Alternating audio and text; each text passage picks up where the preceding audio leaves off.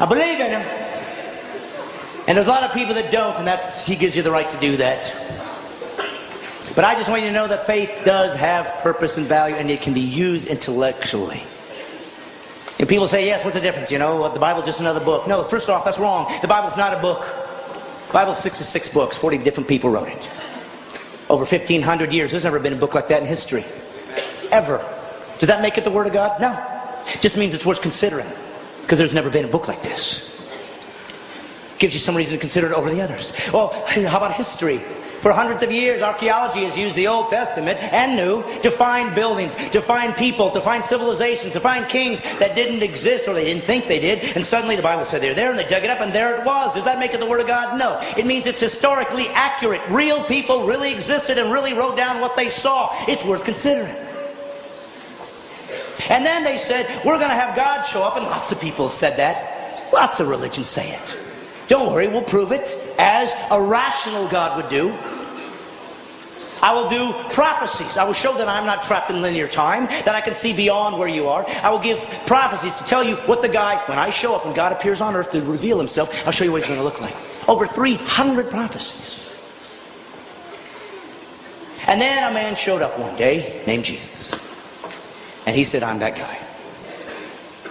And he fulfilled all 300 prophecies.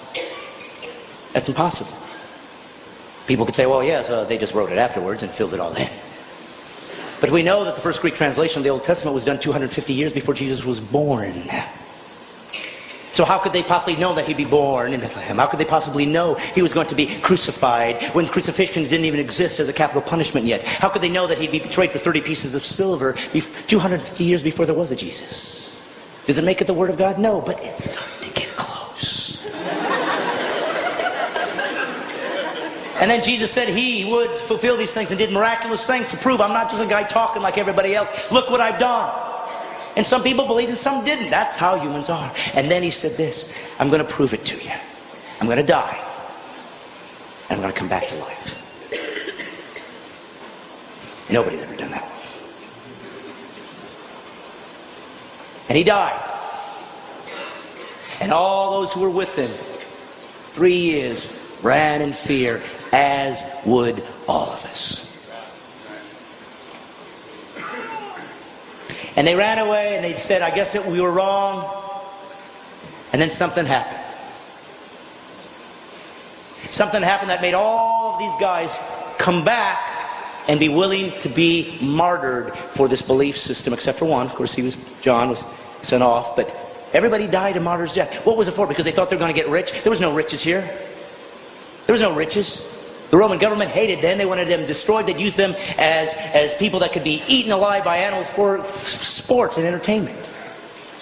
You were kicked out of your culture. The Jews weren't going to take you in, so there was no value there. There was nothing good here. There was nothing here to gain. And they all still died for what? Because they found a new religion? No, for one reason. They said this. I saw him die.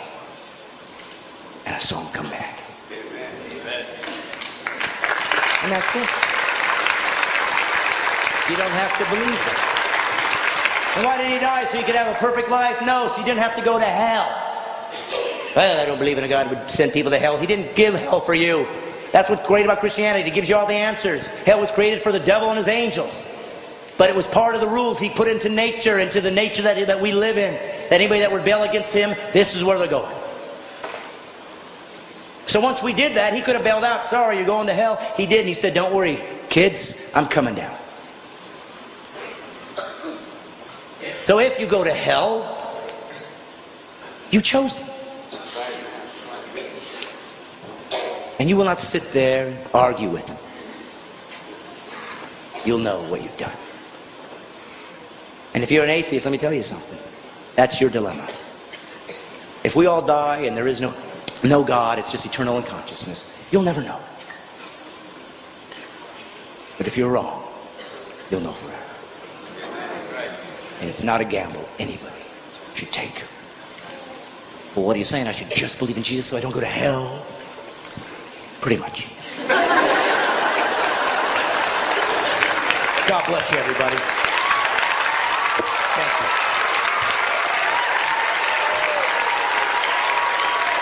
The marching on.